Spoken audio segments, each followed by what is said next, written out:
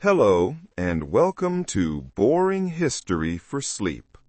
I am so glad you are here. Tonight, we are not just going to talk about history. We are not going to memorize dates or battles or the lineage of kings. We are going to do something much slower. We are going to try and feel it. But first, before we begin our journey, let yourself settle. This is a moment just for you. Allow your breathing to slow down, to find its own natural, easy rhythm. Feel the physical reality of your comfort. Feel the weight of the blankets upon you, a gentle, reassuring pressure. Feel the softness of your pillow as it cradles your head. Feel the quiet, reliable, and almost magical warmth of the room you are in. Think for a moment about that warmth. It is a state of being we take for granted. It is a baseline, an assumption. It is the simple, profound safety of knowing that the cold cannot touch you. It is a psychological comfort, a shield against the ancient, primal fear of the dark and the cold. Hold on to that feeling of warmth, that feeling of safety. Because tonight, we are going to journey to a time and a place where warmth was not an assumption. It was not a guarantee. It was a treasure. It was a victory won through relentless, year-long effort and guarded with anxious vigilance. We are traveling back to the 14th century. Specifically to a small village in the north of England in the year 1350. We are going to a time when the world was growing colder, a period modern historians would later call the Little Ice Age. This wasn't just a matter of a few bad winters, it was a global climatic shift. A slow, creeping, and unpredictable cooling that changed the very rhythm of life, shortening growing seasons and making the battle for survival a desperate annual siege.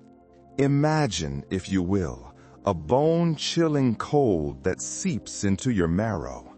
There is no modern insulation, no central heating. There is only a small, smoky fire and a wall made of mud and straw. Death in this world is not an abstract concept. It lurks around every corner in the guise of hunger, sickness, and the cold itself. The winter months in medieval Europe weren't just uncomfortable. They were a savage battle for survival that claimed countless lives each year. Our guide on this journey is not a king or a knight or a great scholar. He is a man named Thomas Fletcher. He is a farmer, a husband, and a father. And as we begin, he is just waking up. So, let your mind drift. Let the sounds of your world fade away. Let go of the day, and let us imagine his. You are not in your bed anymore. It is the year 1350. You are in a small village in northern England.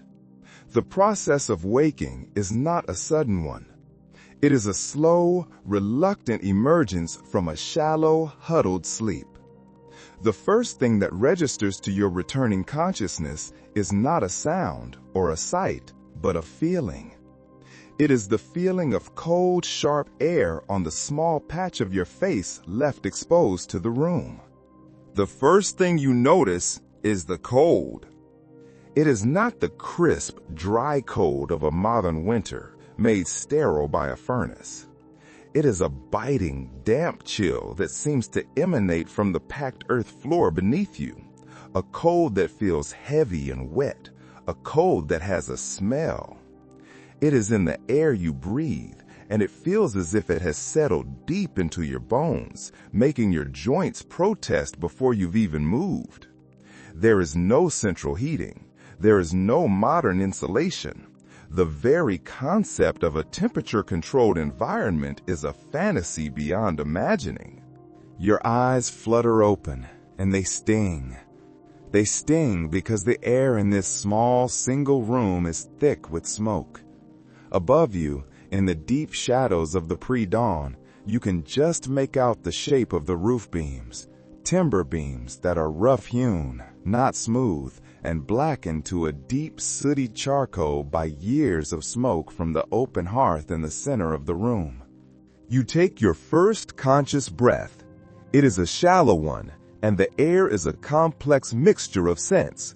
You can smell the sharp, acrid tang of a wood fire that is burned down to its embers. You can smell the musty, slightly sweet, slightly rotten scent of the damp straw that makes up your mattress. And, unmistakably, you can smell the warm, earthy, animal scent of the cattle. They are penned in an adjacent section of this very same room, their large, warm bodies a vital part of the home's heating system. You are lying not on a soft, pliant mattress, but on a pallet of straw, packed down by the weight of your family. It's set on a simple wooden frame. It rustles and crunches beneath you as you shift your weight, a dry, papery sound in the quiet. You are piled with scratchy woolen blankets and perhaps a fur or two, a sheepskin, a deer hide, whatever your family has managed to acquire. But the cold has crept in during the long, dark night. The blankets feel heavy, but not warm. Your breath, when you exhale, forms small, fleeting clouds in the dim air, visible for just a second before vanishing. You are not alone. You roll over, and the straw crunches again. Your siblings, or perhaps, as Thomas Fletcher, your children and a grandparent, are huddled close. Their small bodies are pressed against yours. This is not just for affection. It is for survival. It is the simple, primal sharing of body heat, a small collective fortress of warmth against the vast invading cold. Outside, the wind whistles. It is a thin, high-pitched sound, a relentless, mournful cry as it pushes against the walls and through the bare trees. You can see the first weak, gray light of a November morning. It is not coming through clear glass. It is filtering through small, unglazed window openings, square holes in the wall. They are covered by a thin, oiled piece of parchment, which glows a dull, sickly yellow, or perhaps just wooden shutters latched tight against the wind. Frost has painted delicate, intricate patterns on the inside of the wood itself, a testament to the cold that has breached your walls. This is your world. This is the reality of a medieval winter. It is not an inconvenience. It is a presence, a physical, heavy, and dangerous thing that has settled over the land. For the family of Thomas Fletcher, this particular November morning carries an extra weight. The frantic preparations are over. The real test is about to begin. This is not just any day. This is the 11th of November. It is the Feast of St. Martin. In the modern world, this date might pass without notice, a day like any other. But in the medieval calendar, it is a crucial, unmoving deadline. It is known as Martinmas, and it traditionally marks the true, formal beginning of winter. This is not a day of celebration, not in the way we might think. It is a day of grim, necessary, and communal work. The last few weeks have been spent in a state of frantic preparation, a race against the calendar and the frost. Every man, woman, and child in the village has been moving with a quiet, anxious urgency because they all understand the stakes. What you have stored by St. Martin's Day is what you will have to survive on until spring. And spring is a distant, abstract hope, a place separated from you by 4 long, dark, cold months. Failure in those preparations is not an option. It means you might not see that spring. St. Martin's Day is, above all, the traditional time for the great animal slaughter. The logic is simple, and it is brutal.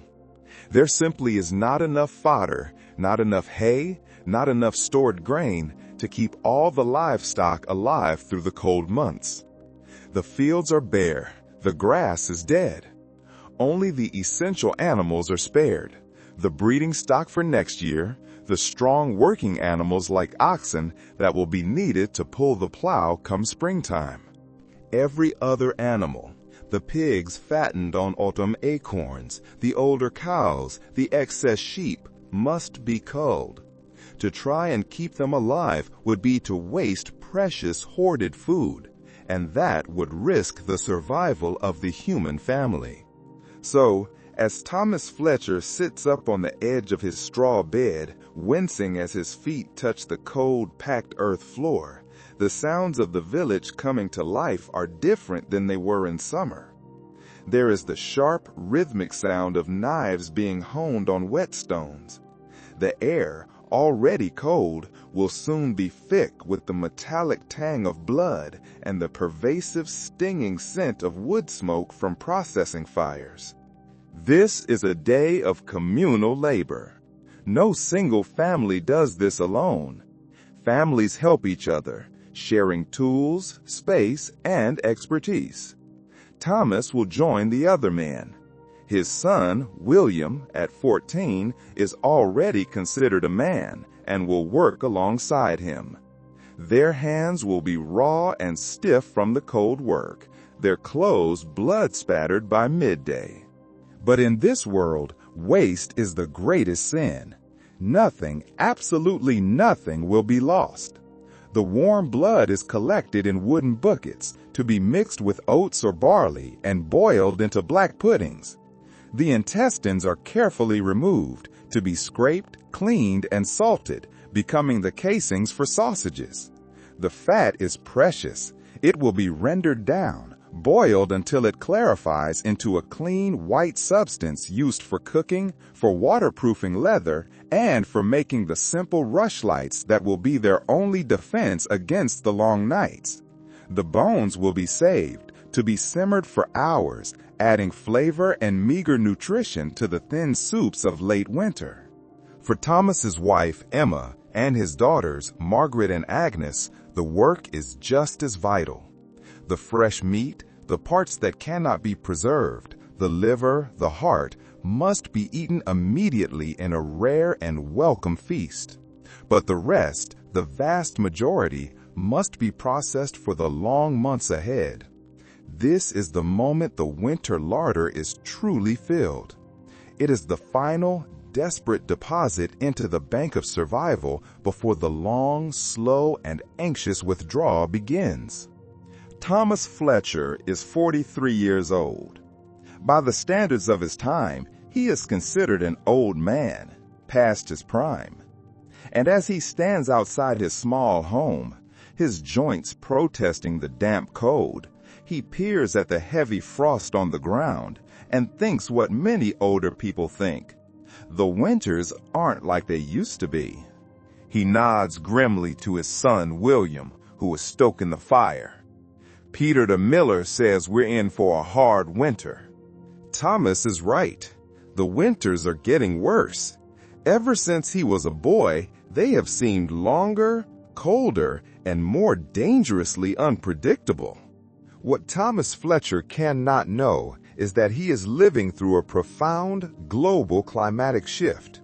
He is living in what modern historians have named the Little Ice Age. This period of cooling, which gripped Europe and the Northern Hemisphere from roughly the 14th to the 19th century, was not a Hollywood-style disaster with sudden, towering glaciers. It was a slow, creeping, and insidious change that tested the limits of human endurance. A global cooling of just about 2 degrees Celsius, as the source text mentions, might not sound like much to our modern temperature-controlled ears. But for a farmer like Thomas, whose entire existence depended on the sun, the rain, and the soil, it was the difference between life and death. It meant that the growing season was shorter.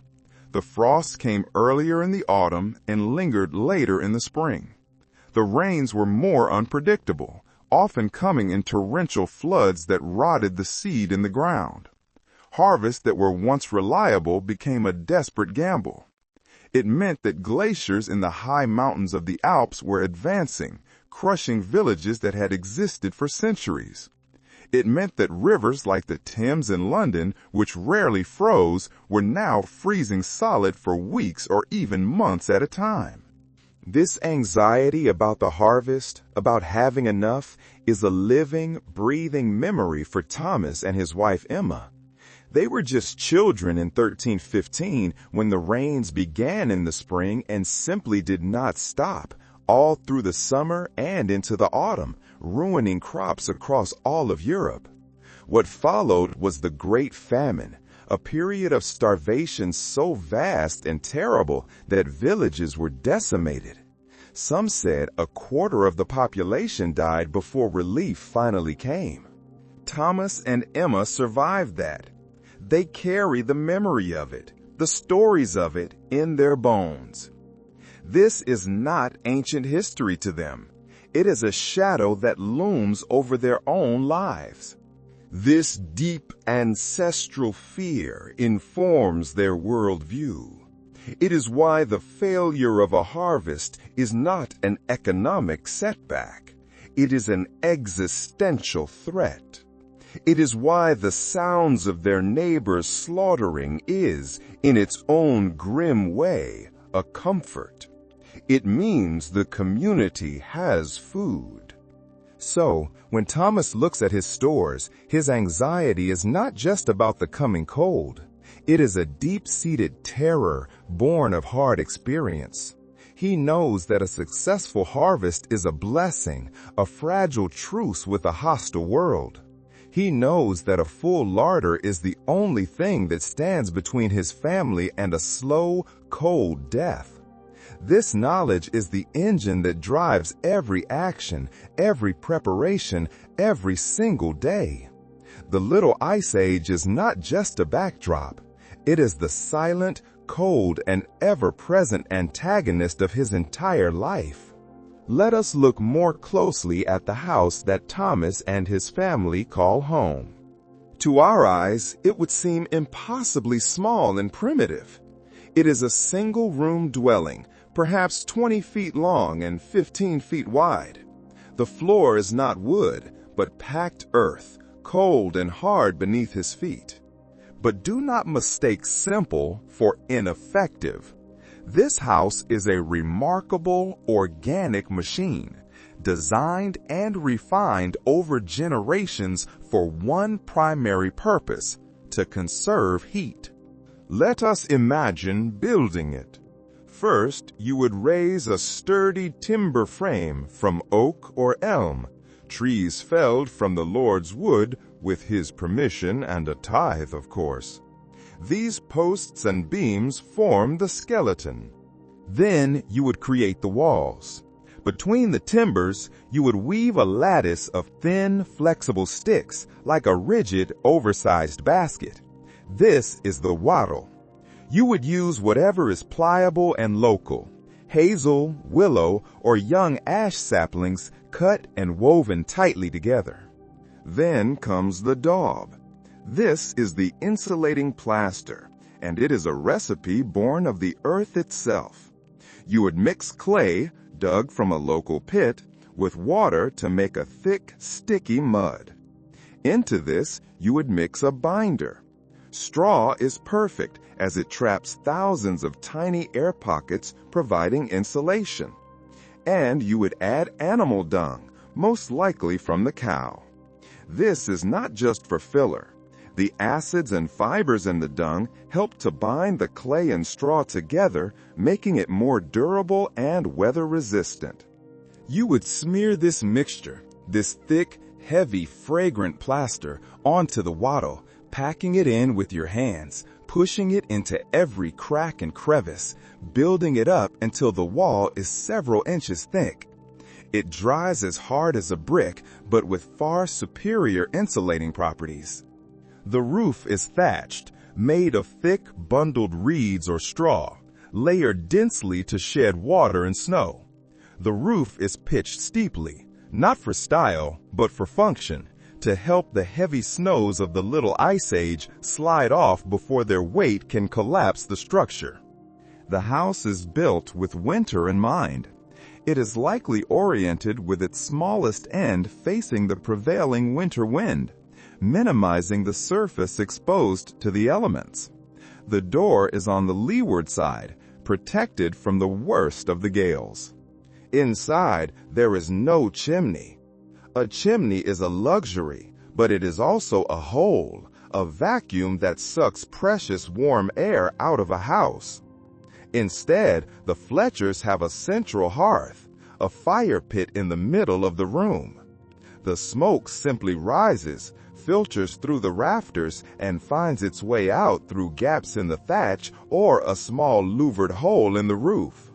This makes the air constantly smoky, stinging the eyes and blackening the beams overhead. But it also means that every single calorie of heat generated by the fire stays within the four walls for as long as possible. The smoke has another benefit.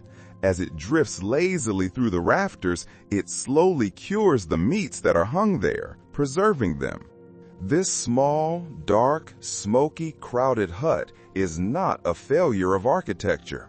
It is a masterpiece of thermal efficiency, a house cave built from the earth itself. It is the shell that will keep the Fletcher family alive. Inside this wattle and daub shell, there is a heart. It is the central fire, and that fire must never, ever go out. A successful fire is the first victory of each day. Firewood is not just a comfort.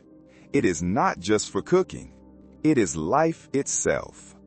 Thomas Fletcher's survival and his family's depends entirely on their woodpile. Each family needs several cords of wood, a stack 8 feet long, 4 feet wide, and 4 feet high, to survive the entire cold season. And gathering it is a year-round, back-breaking task. Let us follow Thomas and William on a hypothetical wood-gathering trip in late autumn. They would not take an axe to a living tree. That is a crime. The forests are the Lord's property, and cutting a living tree is poaching, an offense that could bring severe punishment, a crippling fine, a public whipping, or even mutilation for a repeat offender. Instead, they are allowed to take wood by the right of estovers. This means they can take only what is already on the ground, dead wood, fallen branches, or what they can pull down from a tree with a shepherd's crook. So they walk for miles, pulling a small cart or sled, their eyes scanning the forest floor. The work is cold and the ground is muddy. They are competing with every other family in the village for the same scarce resource. The best, driest wood, oak, ash, is taken first. As winter approaches, the pickings get slim. They are left with damp, half-rotten wood or green wood from branches ripped down in a recent storm. This wood must then be hauled back, stacked meticulously near the house, and covered as best as possible to keep it dry. A dry wood pile is a symbol of wealth and security, more so than any coin. Thomas has seen winters where desperate families, having failed to gather enough, faced a grim choice: freeze to death in their own homes or break the law. He has seen people burn parts of their own homes, their fences, their tools, their furniture, just to stay alive for one more night. So, the woodpile, stacked nearly to the ceiling on one side of the room, is Thomas's greatest accomplishment. It represents months of foresight and labor. And the fire itself is a precious living thing. Every morning, the first and most crucial task is to revive it. Thomas's son, William, is already kneeling at the hearth, stoking the remnants of last night's fire. Every night, the last thing Thomas does before sleep is to bank the fire. This is a careful, meditative ritual. He doesn't extinguish it. He covers the glowing embers with a precise, thick layer of ash. This doesn't put the fire out, it starves it of oxygen, causing it to smolder slowly, to sleep. The goal is to keep those embers alive until morning. Starting a new fire from scratch in the cold, dark, damp morning with a difficult flint and steel, striking a spark onto dry tinder is a cold and time-consuming task. Maintaining the fire, keeping the heart of the house beating, is much, much easier. That small red glow hidden under the gray ash is the seed of tomorrow's survival. Let us return to St. Martin's Day and the grim, methodical work of the slaughter. The meat that Thomas brings home is not a simple matter of putting it in the freezer. The freezer does not exist. The challenge is to make this fresh meat, this vital protein and fat, last for 4, 5, or even 6 months through the hungry cold. This is an art form, a science learned through bitter necessity. The first and most valuable tool is salt. Salt, to us, is cheap and common, found in every kitchen. To the Fletcher family, it is a precious, expensive commodity. It is not fine, white, and free-flowing. It is coarse, gray, and damp, harvested from coastal salt pans or boiled down from inland brine springs. Earlier in the year, Emma had traded a whole wool cloak that she had woven herself for a single precious small sack of salt, saving it specifically for this day. Now, that salt is put to work. This is not a light sprinkle for flavor. This is an industrial process in a small hut. Emma and Margaret take large cuts of pork and beef and rub them thoroughly with the coarse salt, pushing it into every crevice, scoring the fat and packing it in. Then they are packed into a wooden barrel with thick layers of salt in between each piece of meat. The science is simple and it is elegant: osmosis. The salt, a powerful desiccant, draws the moisture out of the meat, creating an environment so dry and saline that the bacteria of decay simply cannot grow. After weeks or months in the salt, the meat will be hard, dry, and intensely salty.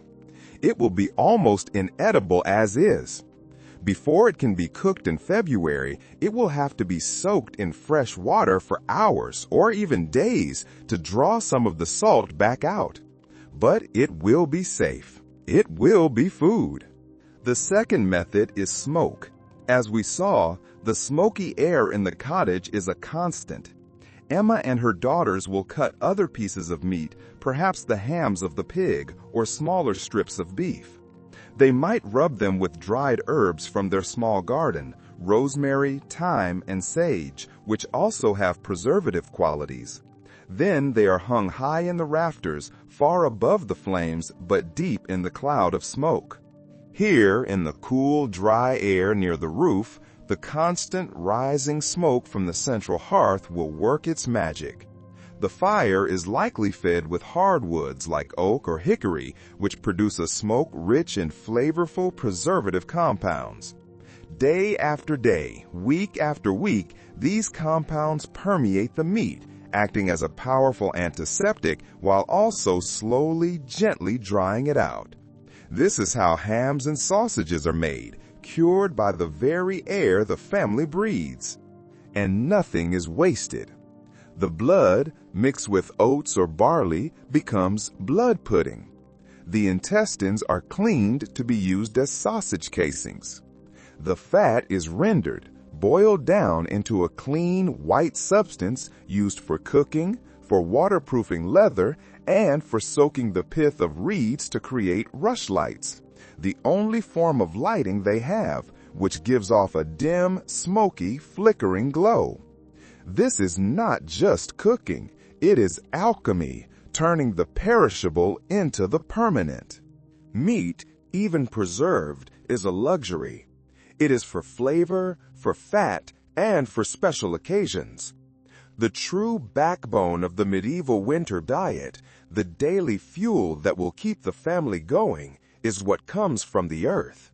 The family's survival depends on the storage pit. This is another piece of ingenious, low-tech engineering. It is a small cellar, or, more simply, a hole dug deep into the ground, either inside the house, where the ambient warmth of the hut keeps it from freezing, or just outside, heavily insulated. Let us imagine them digging it in the autumn, lining the cold, dark hole with a thick, dry layer of straw for insulation. Here, the Earth's own constant, stable temperature, which stays just above freezing, creates a perfect natural refrigerator. After the autumn harvest, this pit was filled. Emma and her daughters would have carefully layered their root vegetables, not touching each other, separated by more straw: turnips, parsnips, carrots, and beets. These are not the small, sweet vegetables we are used to. They are large, tough, and fibrous, bred for their ability to store, not for their delicate flavor. Cabbages, with their outer leaves left on for protection, are also stored here, as are onions and garlic. This pit is a treasure chest of calories and nutrition, a hidden, underground defense against starvation. The other great treasure is the grain. This is the most precious winter food. The barley, the rye, and the small, precious sack of wheat have been threshed and are stored in a sturdy wooden chest or in vermin-proof barrels. The chest is raised off the ground on legs, a simple but vital defense against the mice and rats that are a constant gnawing threat. Every handful of this grain is rationed. It is the core ingredient for the pottage, for the bread, and for the ale. Hanging from the rafters, alongside the smoking hams, are other bundles, each a small victory of foresight. There are strings of dried peas and beans. There are bunches of dried herbs, rosemary, thyme, sage, that will both flavor the monotonous food and be used as medicine. In the coolest corner of the house, the best apples from the harvest, perhaps a tough, sour variety that stores well, are carefully wrapped in straw and stored, each one a small, sweet reminder of the sun. And finally, there is the cheese. Fresh milk cannot be preserved. So, throughout the summer and fall, when their single cow was producing the most milk, Emma would have spent hours on the complex, alchemical process of cheesemaking. She would have heated the milk, added rennet from a calf's stomach to curdle it, cut the curds, drained the whey, salted the curds, and pressed them into heavy, dense wheels. These aged yellow wheels, now hard as wood, are a concentration of fat and protein, a durable, calorie-dense food that will be carefully cut from, sliver by sliver, in the leanest months. This is their larder. This is their bank account, and they must live on it, with no further deposits until spring. How do you stay warm when the air itself is trying to freeze you?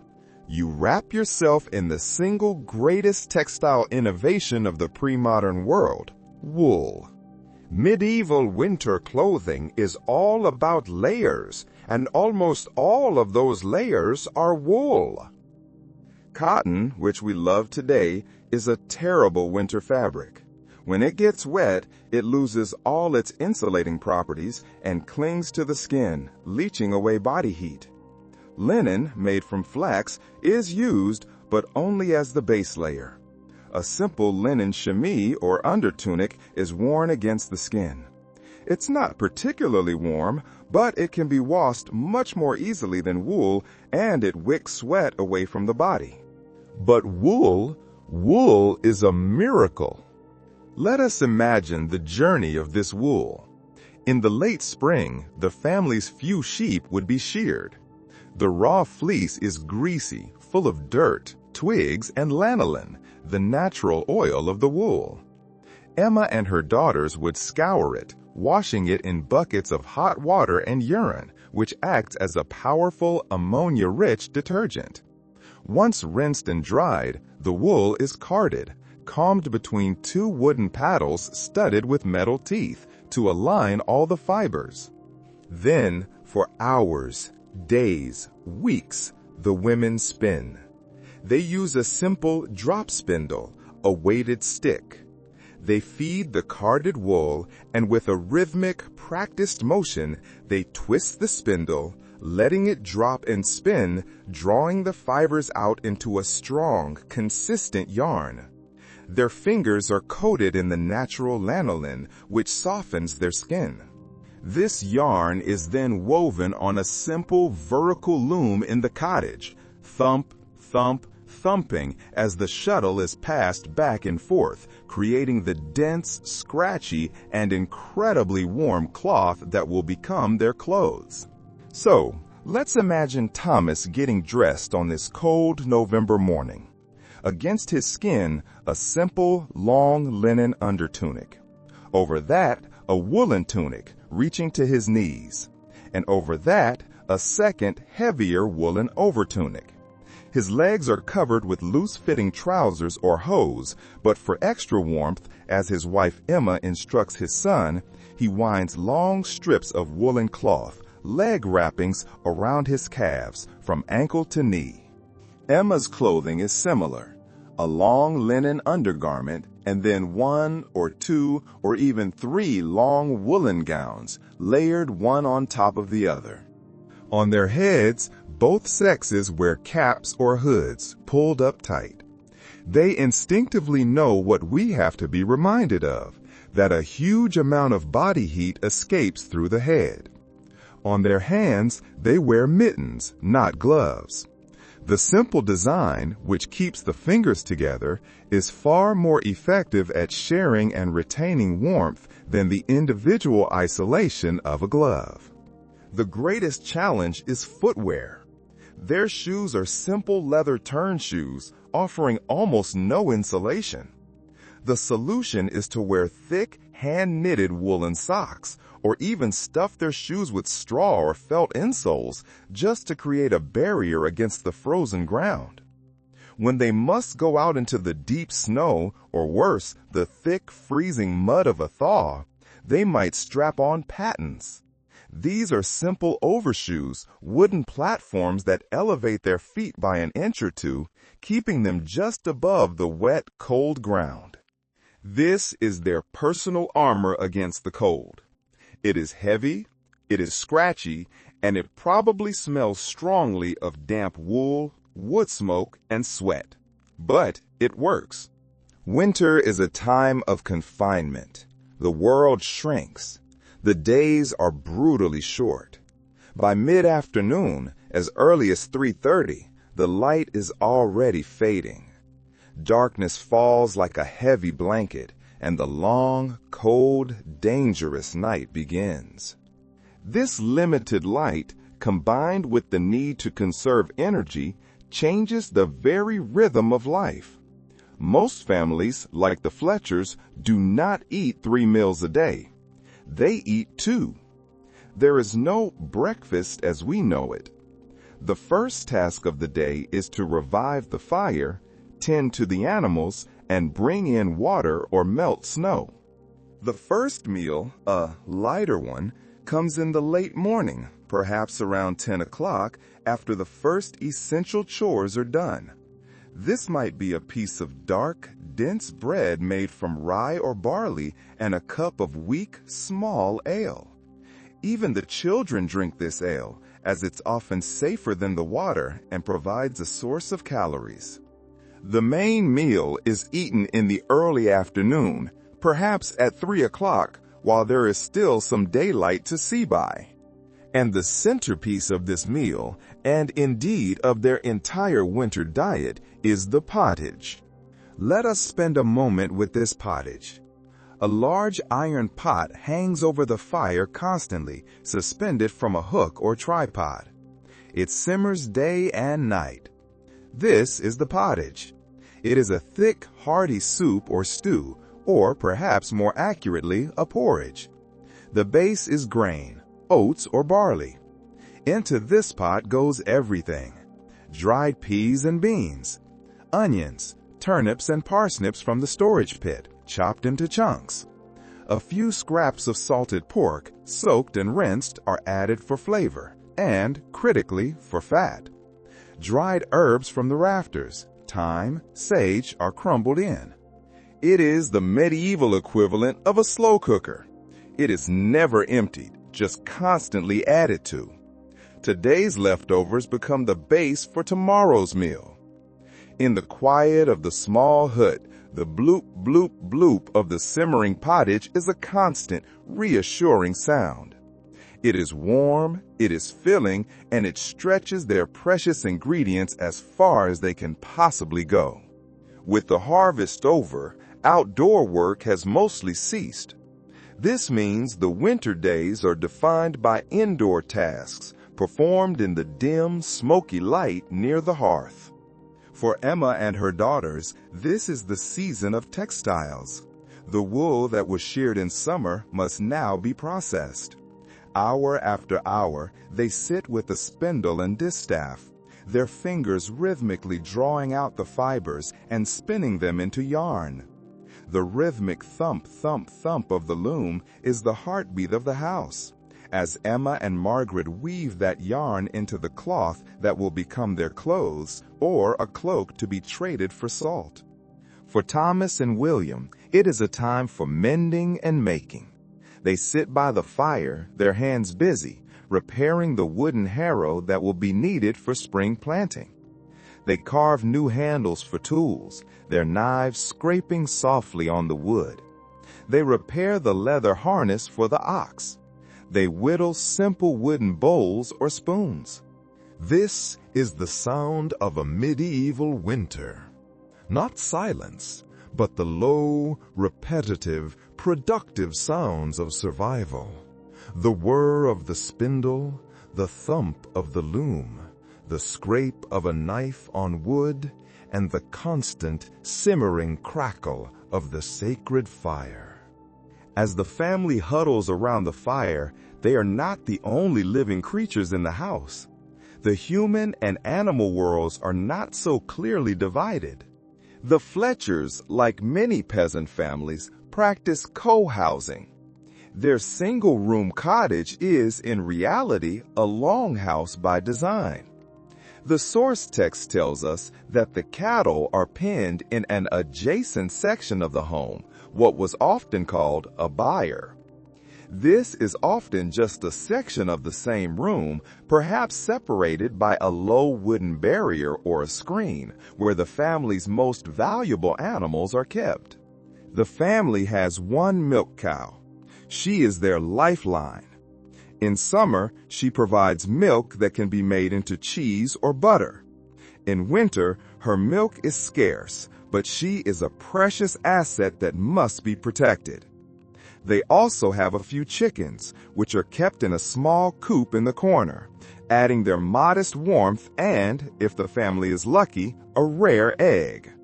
During the most brutal cold spells, as the source suggests, this cow might even be brought into the main living space with the family. This practice is not born of a sentimental affection for livestock. It is born of a desperate, practical need. Animals, particularly a large animal like a cow, are walking furnaces. They generate a tremendous amount of body heat. A single cow, in a small, enclosed wattle and daub space, can raise the ambient temperature by several precious degrees. The trade-off, of course, is what our modern senses would rebel against. The small, smoky room is also filled with the animal's presence. There is the sweet, grassy smell of her cud and her breath. There is the earthy, sharp smell of her dung and urine, which must be shoveled out daily and mixed with the straw bedding. There are the sounds, her low, gentle moo, the rhythmic, meditative sound of her chewing her cud, the shuffling of her hooves on the straw. This is a symbiotic relationship. The family's house and their fire protects the cow from the killing cold, and the cow, in return, becomes a living, breathing furnace, a four-legged radiator that helps keep the children, huddled on their straw mattresses, from freezing in the night. Their warmth is a resource, plain and simple. The ever-present threat in this shared space, however, is vermin. The stored grain, the food scraps, and the animal feed make the hut a paradise for mice and rats. This is a constant battle. A good cat is as valuable as a farm tool. The grain chest is raised on legs for a reason. Every crumb is swept up. The blurred lines between human and animal life mean a constant, vigilant war against the smallest, hungriest of creatures. Now, let us leave the smoky, crowded, animal warmth of the Fletcher's hut. Let us pull our woolen cloaks tight and walk through the snow-covered village to the other center of power, the manor house. Here, the local lord, or his reeve, his administrator, lives. And here, winter is a different experience. The manor house is not built of wattle and daub. It is built of stone. It is a symbol of permanence, wealth, and power. It is designed to impress, to withstand attack, and to last for centuries. It is also, ironically, much, much colder. Stone is a terrible insulator. It is a heat sink. It absorbs and conducts warmth away from any source and radiates a deep, penetrating cold. The Fletcher's hut, with its thick, organic walls of mud and straw, is far more thermally efficient. But the lord of the manor has luxuries to combat the cold that Thomas Fletcher cannot even imagine. First, he has multiple, enormous fireplaces. These are a status symbol, but they are also horribly inefficient. They are set into the stone walls, and most of their heat roars up the chimney, sucking vast quantities of warm air from the room with it. They are fed not by carefully gathered dead wood, but by whole logs, cut from the Lord's forest by his servants and hauled by a team of oxen. The life of a servant in the manor house is a constant, exhausting battle to feed these hungry fires. Second, he has glass. The windows of the manor house are glazed, filled with small, diamond-shaped panes of glass held in lead cames. This is a breathtaking, almost unbelievable luxury. It means the Lord can have bright, clear light and keep the wind out at the same time, a choice the Fletchers, with their oiled parchment or wooden shutters, do not have. Third, the cold stone walls are not left bare. They are covered with heavy woolen tapestries. We think of these as art, and they are, depicting vibrant hunting scenes, coats of arms, or biblical stories. But their primary purpose is insulation. They are a barrier, an extra layer of wool for the house itself, trying to stop the cold stone from leaching the warmth from the room. Fourth, the floors are covered not with straw, but with woven rushes, which are changed periodically. And in the Lord's private chambers, he might even have a rare and costly carpet from the east laid over a table, not the floor, as a symbol of his wealth. Comfort in the manor house is not achieved through efficient design. It is achieved through the massive, conspicuous, and constant consumption of resources, of firewood, and of the labor of the servants, whose entire winter is a cold, drafty, exhausting battle to keep the fires roaring for their masters. Let us zoom out even further to the great stone castle of a high nobleman, a duke or an earl. Here, the scale of winter is magnified in every respect. Life in a vast stone castle in January can be utterly miserable. The great hall, with its cavernous, vaulted ceilings and stone floors, is a vortex of drafts. A fire might roar in the central hearth, but 10 feet away, your breath would still cloud in the air. The cold is a physical presence, a giant invisible beast that lives in the castle. The servants would place basins of water in the bedchambers at night, only to find them frozen solid by morning, a thick pane of ice that had to be broken to wash.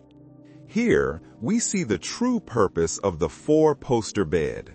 This was not originally a statement of style, it was a piece of architecture. It was a room within a room. At night, the lord and lady would climb into this wooden structure. Servants would then draw the thick, heavy curtains, often lined with fur or made of heavy velvet, on all 4 sides, creating a small enclosed tent. Their own body heat, trapped within the curtains, combined with a warming pan filled with hot coals from the fire and passed between the sheets, would be the only thing keeping them warm. But the greatest contrast to Thomas Fletcher's life is the food. The noble is not worried about a hunger gap. His winter is a fortress of feasting. His larder is a series of stone-walled rooms. It is stocked not just with salted and smoked meats from his own estate, but with barrels of wine from France, sacks of sugar from the Mediterranean, and, most importantly, spices from the distant fabled East. Pepper, cloves, cinnamon, nutmeg, and ginger. These spices are not just for flavor. They are the ultimate symbol of wealth and power, worth more than their weight in gold. They are also used to disguise the taste of preserved meat that, even in a castle, is months old. While Thomas Fletcher eats a monotonous pottage of barley and turnips, the lord dines on multi-course feasts. Roasted pheasant and swan, their feathers put back on for display. Venison pies, the deer poached from his own private forest. Fish from his ponds. And everything heavily, powerfully flavored with expensive imported spices. His hunger is not for calories, but for novelty and entertainment. And yet, the cold is the great equalizer. The Lord may be well fed, but he is still cold. The ice still forms in his water basin. He too huddles under finer furs. The winter, for all his wealth, is still the enemy. And for the soldiers on the ramparts, the watchmen pacing the stone battlements, life is a frozen misery, an hour-by-hour endurance test against the howling, icy wind. There is one other community in the medieval landscape, a third way of surviving the cold, the monastery. Here, survival is a matter of iron-willed discipline. Let us imagine a monk waking in the frozen darkness. There is no fire in his small stone cell. He sleeps on a simple straw pallet, his woolen robe his only blanket. He rises not to the sun, but to the sound of a bell, its cold iron clang cutting through the pre-dawn blackness. He is called to matins, the first prayer of the day. He and his brothers walk in silent procession. They walk through the open-air cloisters, the covered walkways that surround a central garden. The stone arches are open to the elements, and the wind whips snow onto the stone floor. Their woolen robes are their only barrier against the black, freezing air. They file into the vast, unheated stone church. Their voices rise in unison, chanting the Latin psalms. Their breath clouds in the candlelight, a visible collective prayer. They will stand here on the cold stone floor for hours. Their work, too, is a battle against the chill. Imagine the scriptorium, the room where manuscripts are copied. It is a room of silence and scholarship. It is also, by rule, almost always unheated, for fear of fire destroying the priceless books. The monks, sitting at their sloping desks, would write with quills cut from goose feathers. They would write until their hands were too numb, too stiff with cold, to hold the quill. The ink itself would freeze. They would make their own ink, from oak galls or carbon. In the deep winter, it would turn to slush in the inkwell.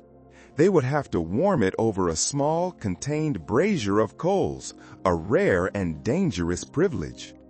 The vellum, the treated animal skin they wrote on, would grow stiff and uncooperative with the cold. This was a physical, painful, and slow-moving battle, a test of devotion. The monks' warmth came not from comfort, but from routine.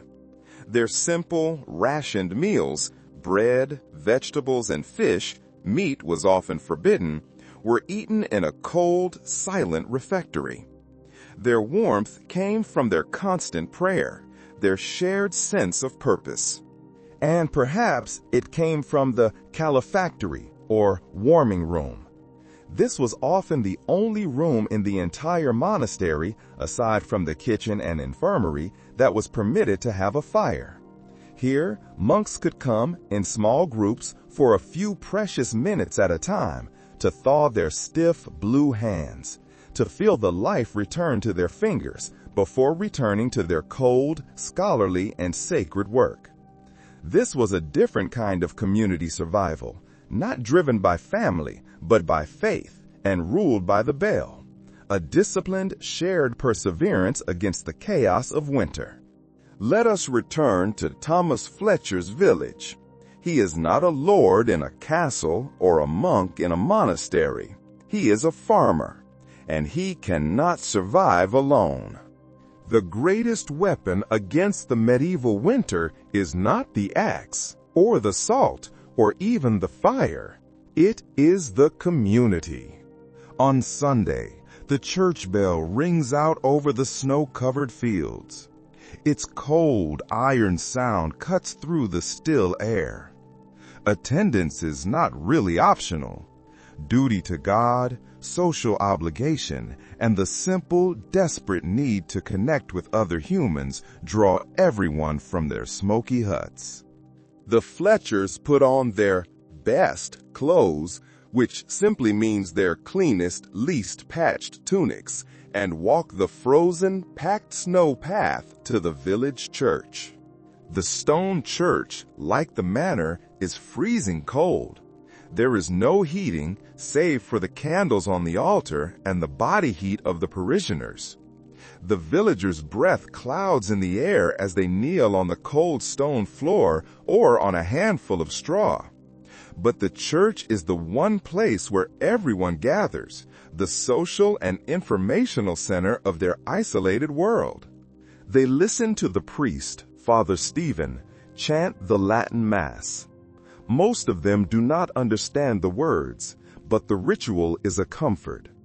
It is a familiar, unchanging rhythm in a world of terrifying uncertainty.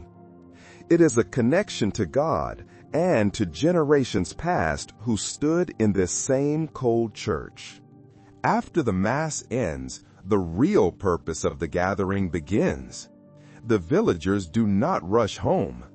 They linger in the churchyard, huddling in small groups, reluctant to return to their isolated homes. This is the village's weekly status update, the medieval internet. The men gather in one group.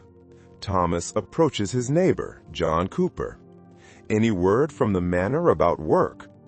This is vital information. Nothing yet, John might reply, though they're saying the Lord will need men to clear fallen trees once the snow melts. A chance to earn a little coin, or better yet, a portion of food by doing day labor for the Lord could be a lifeline for a family whose stores are running low.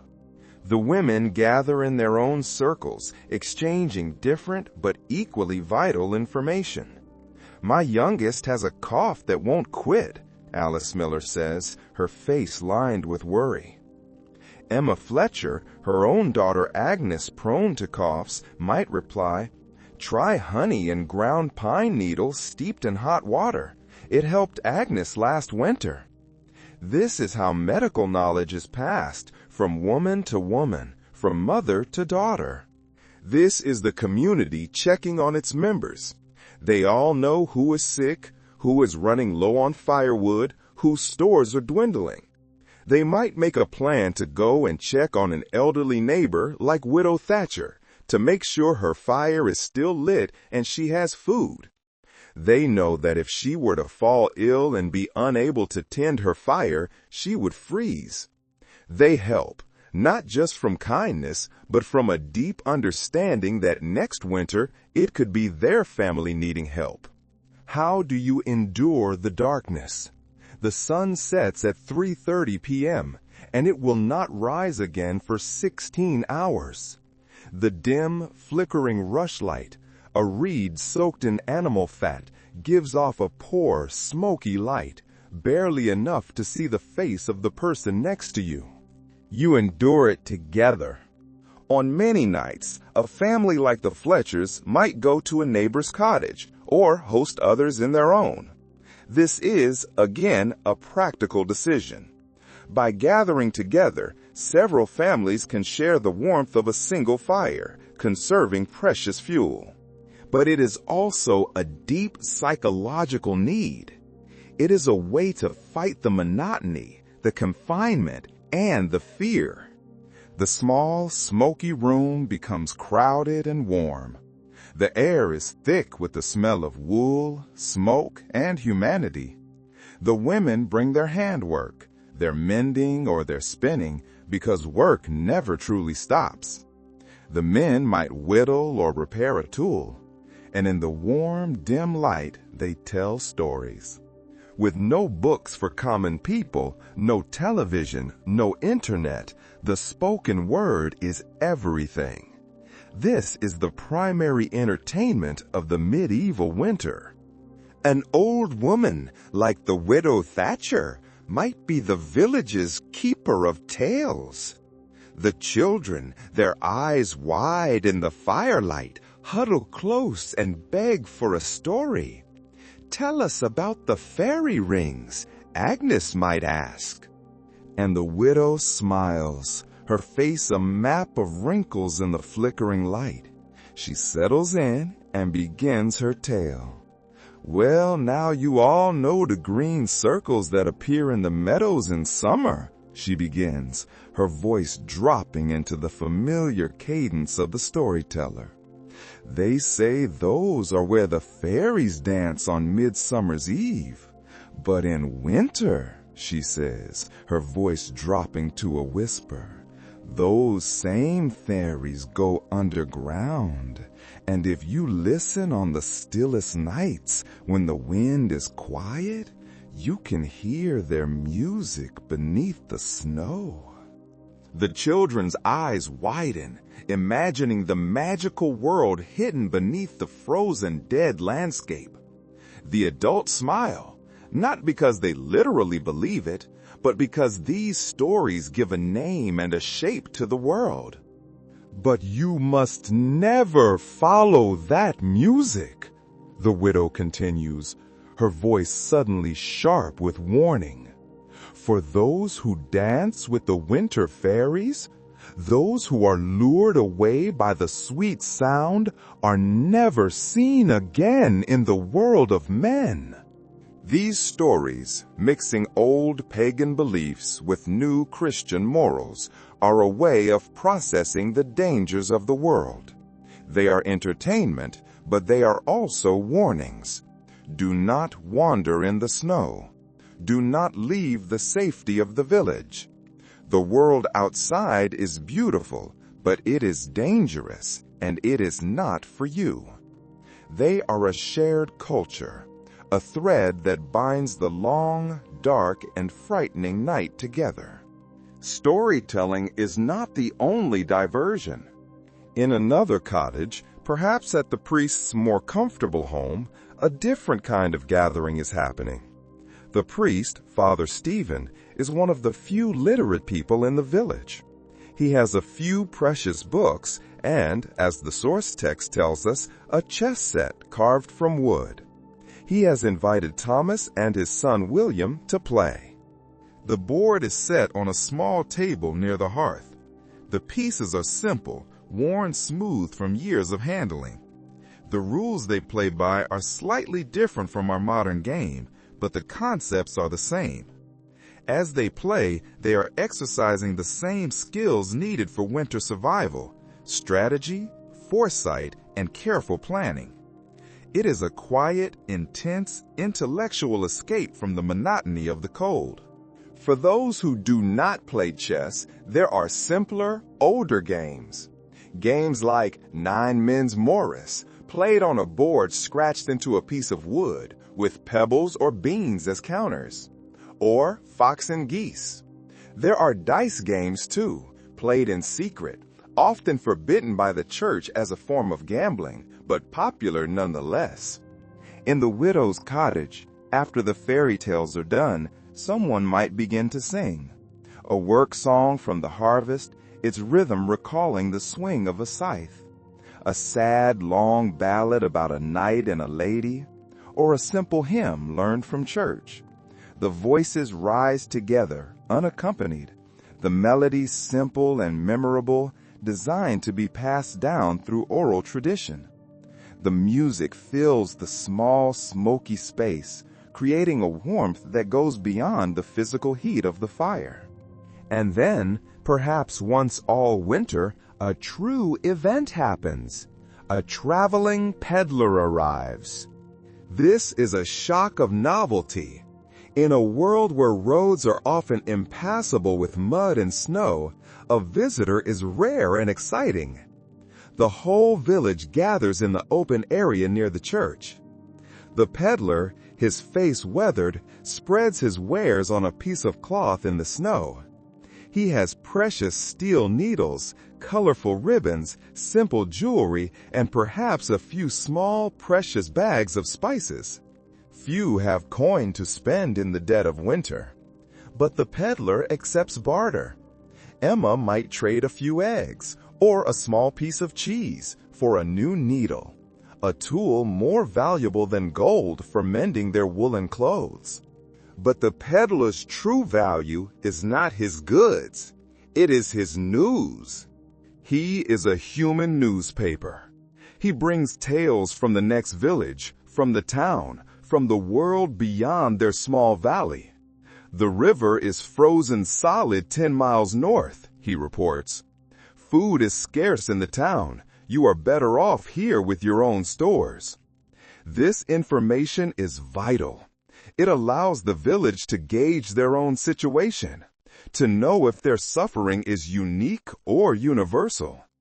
He also brings new songs and new stories, a fresh injection of culture that will be retold, analyzed, and treasured for weeks to come.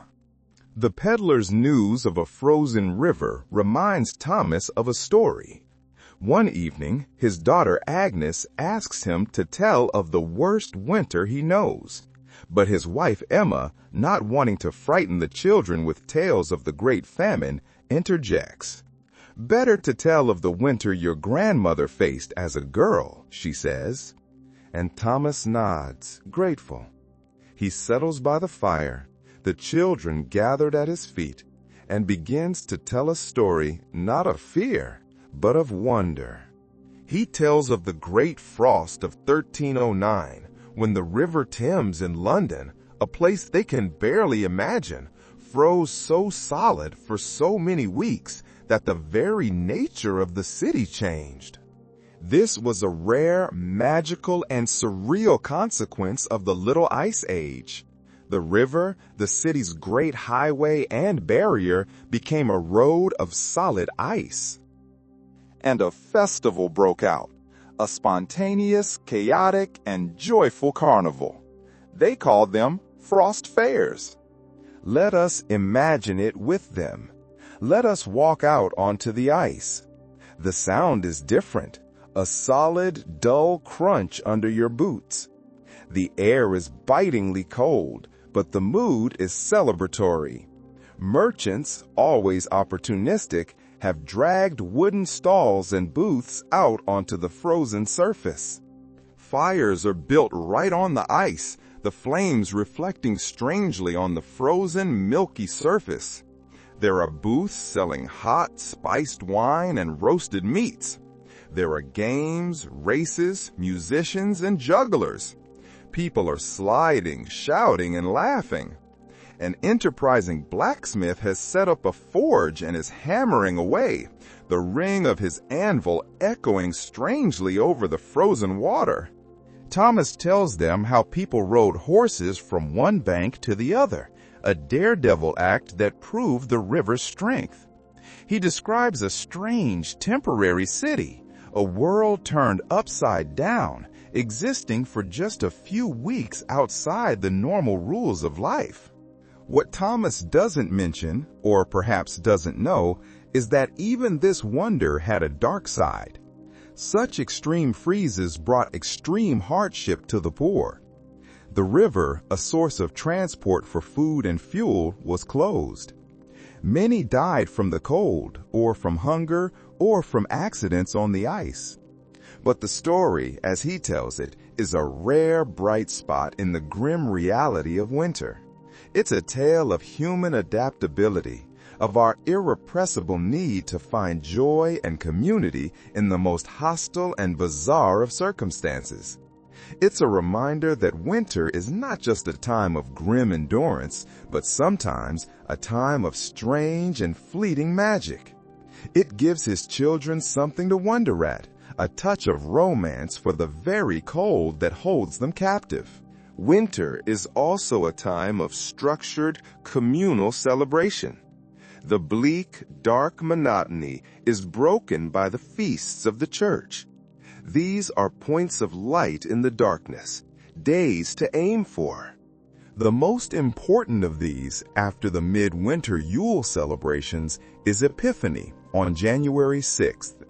This feast, which celebrates the visit of the Magi to the infant Jesus, is a necessary break, a chance for the entire community to release the tension that has been building since Martinmas.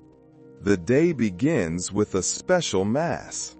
The cold stone church is decorated with evergreen boughs, holly, ivy, and mistletoe, symbols of life persisting even in the dead of winter.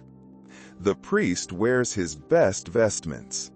After the service, the village holds a modest, shared feast in the churchyard. This is not a feast of massive abundance, but a feast of community. Each family contributes what they can spare: a loaf of bread, perhaps one baked with precious wheat flour, a small piece of cheese, some preserved fruit or meat. By our standards, it is a humble meal.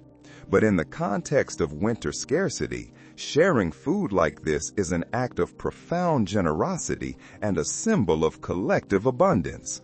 The children might receive a special treat, a piece of honey cake, or a small sweet saved just for this day. The celebration includes the tradition of the Bean King. A special cake or loaf of bread is baked with a single dried bean hidden inside. The loaf is cut and distributed. Whoever finds the bean in their portion is crowned king for the day. This is a wonderful, playful reversal of the normal social order. For one day, 12-year-old Peter, the miller's son, might get the bean and find himself wearing a paper crown, king over the village elders. He gets to make playful, royal commands. This laughter, this suspension of the rigid social hierarchy, is a vital psychological release valve, letting off steam in a world of rigid rules and confinement. There are simple games, sack races in the packed snow, contests to see who can slide furthest on the frozen pond, blindfolded games where players try to hit a suspended pot with a stick. The prizes are nominal, perhaps an extra portion of the feast. But the real reward is the break from routine, the physical exertion, and the shared communal laughter. As darkness falls all too early, the celebration moves indoors to the larger homes, where candles are lit, a rare extravagance, and the music and socializing continue, a pocket of light and noise against the vast, cold, and silent winter night. The joy of Epiphany fades. The candles are extinguished. January gives way to February, bringing the deepest, most profound challenges of the medieval winter. In modern times, we think of February as the tail end of the season. For Thomas Fletcher, it marks the beginning of what many called the starving time, or the hunger gap. It is the great, cruel paradox of winter's end. The days are beginning to get noticeably longer, a faint promise of spring. But the food, the stored-up life of the autumn, is running out. Thomas wakes one morning before dawn, a heaviness in his chest that has nothing to do with the weather. He kindles the day's fire, and in the faint growing light, he does the mental calculation that he does every day. He assesses the grain chest. He counts the remaining smoked hams. He and Emma have a quiet, worried conference by the fire, their voices hushed. "The grain is low," he says. "We have perhaps 3 weeks of full rations." Emma nods, her face calm. This is not a surprise. This is the rhythm of medieval life. "Then we must stretch it," she replies. This is the moment all their preparation was for. The larder, once a symbol of abundance, is now looking bare and desolate. The last of the smoked hams have been eaten or are being saved for a true emergency. The root vegetables in the storage pit, sensing the coming spring and the change in the earth, are beginning to sprout, sending out pale, ghostly shoots. As they do, they turn woody, their starches converting to sugar, their nutritional value plummeting. The last wheel of cheese has a spot of mold that must be carefully cut away. Stretching the food is a grim, joyless business. It means the pottage gets thinner. More water, more dried peas, and less barley. The bread, already dense, is now made with less rye and more ground bean flour, or even ground acorns, making it heavier and harder to digest. Rationing becomes severe. Portions are reduced. Every meal is a careful calculation of calories. The family's energy levels drop. Hunger is no longer a distant threat. It is a constant, gnawing presence. This is the most dangerous time of year, when the body's defenses are at their lowest. The village pulls together, sharing what scraps are left. A family with a surplus of dried peas might trade for a bit of salted fish. A strong young man might chop wood for an elderly neighbor in exchange for a portion of their remaining preserves. This is the final, desperate test of endurance. All of them hoping that spring and the first new food will arrive before their strength gives out completely. Malnutrition weakens the immune system. The crowded, smoky, unventilated air of the cottage, shared with animals, is a perfect breeding ground for respiratory illness. One morning in late February, Thomas's youngest daughter, 6-year-old Agnes, wakes with a deep, rasping cough, her small face flushed with fever. Emma's heart sinks. This is what she has been dreading. Children and the elderly are the most vulnerable. Every winter, a cough like this turns into something worse, what we would call pneumonia or influenza, and claims a life in the village. There are no doctors for peasants, no antibiotics, no clinics. Emma must rely on the folk medicine passed down for generations, a mix of practical herbalism, tradition, and prayer. She begins her treatment immediately. She sends William out to cut fresh pine needles. She steeps these in hot water to create a sharp, fragrant tea. She doesn't know it contains a high dose of vitamin C, only that it is good for a cough. She takes a precious spoonful of honey, saved for just such an emergency, and mixes it with dried herbs, perhaps horehound or thyme, to soothe Agnes's raw throat. She keeps the child warm, piling every spare blanket and fur on her, and placing hot stones, warmed by the fire and wrapped in rags, at her feet. She encourages her to drink, to stay hydrated. Thomas, watching, his face creased with worry, asks if they should call for Father Stephen, the priest. He can offer prayers, and perhaps he knows a remedy from a book. But Emma, placing her hand on Agnes's small, hot chest, waits. The fever is not too high. The breathing is labored, but not yet rattling. Later, Thomas himself might go to the frozen riverbank and, with his knife, strip bark from a willow tree. He boils this bark into a bitter, dark tea.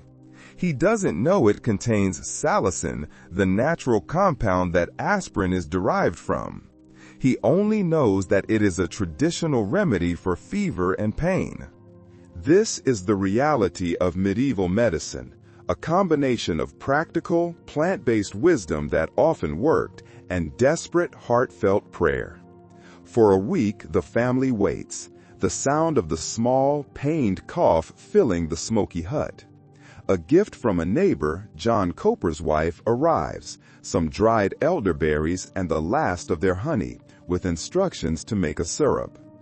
It is a profound comfort, a reminder that they are not in this alone. This communal support, this shared knowledge, is their only safety net. Agnes's fever breaks. She is weak, but she has survived. And as she begins to slowly recover, the world outside is also, finally, beginning to change. Hunger gap is at its absolute worst in this transition period of March and early April. The snow melts, but not in a gentle, spring-like way. It melts and refreezes, turning the village paths into a treacherous, ankle-deep morass of mud and ice. But the signs of life are unmistakable. The days are noticeably, wonderfully longer. The sun, when it appears, has a new warmth. The quality of the light itself has changed, from a thin, gray watercolor to something with strength. And then, one morning, William stops and listens. "Birds," he says. The first migratory birds have returned, their songs a thin but powerful promise of spring, cutting through the silence of winter. Snowdrops, the first brave flowers, push their delicate white heads through the last of the snow. The ice on the village pond groans, cracks, and breaks apart. The sound of dripping water, once a prelude to more ice, is now a sound of release. And then, the most important sign of all, the first green. This is not the green of crops. The ground is still too cold to plant. It is the green of weeds. Emma takes the girls out, not to the garden, but to the forest edge and along the warmer south-facing banks. They are foraging for the first wild plants. They gather young dandelion greens. They dig for the small, pungent bulbs of wild garlic. And, most importantly, they carefully pick the young, stinging leaves of the nettle. "Nettles make the best spring soup," Emma explains, as they carefully pick the stinging leaves with cloth-wrapped hands. They restore strength after winter weakness. This is not just food, this is medicine. These early plants are packed with the vitamins and minerals, especially vitamin C and iron, that the family's bodies have been starved of all winter. This is the true spring tonic that will cure the winter weakness, the lethargy, the sore gums, what we would call scurvy, and restore their strength. That night, the family eats a thin, bright green soup. It is the first fresh, green food they have tasted in many months. It is the taste of survival. A few weeks later, in late April, the soil is warm enough. The danger of a hard frost has, they pray, passed. Thomas and William take the newly repaired harrow and the ox and begin to break the soil.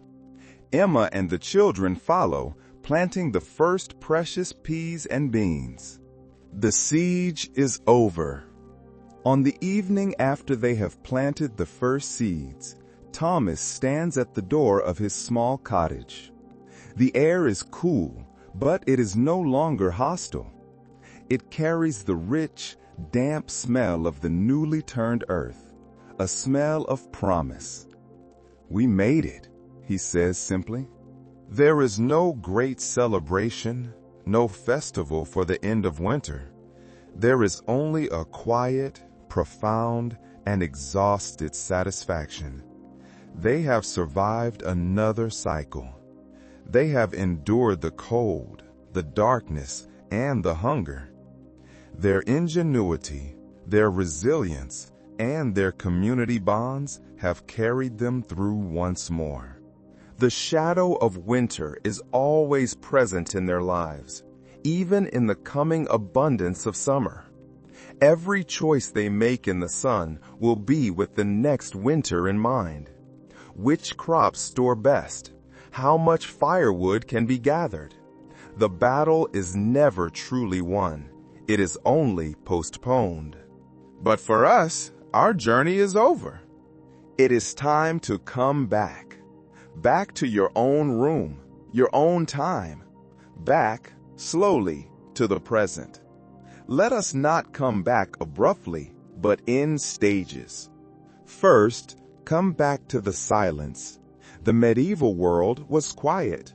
The loudest sound, the wind or the church bell. Acknowledge the sounds of your own world. The distant hum of traffic, the quiet whir of a fan, the sounds of a safe and powered world. Then come back to the light. Thomas's world was ruled by an oppressive 16-hour darkness, broken only by a smoky, flickering flame. Feel the absence of that darkness, the safety of your room, even when your eyes are closed. And finally, come back to the warmth, the reliable, effortless, and miraculous warmth that surrounds you. The story of Thomas Fletcher and his family is a reminder of the hard-won, practical knowledge that allowed our ancestors to survive. It is a story of resilience etched into the very rhythm of the seasons. But that struggle is not yours, not tonight. You are safe. You are warm. You are comfortable. You can let go of these thoughts. Let go of the cold, the smoke, and the darkness. There is nothing for you to do, nothing to prepare, nothing to fear. All that is left to do is to appreciate the simple, miraculous comfort of your bed, to feel the safety of your warmth, and to drift off into a deep, peaceful sleep. Good night.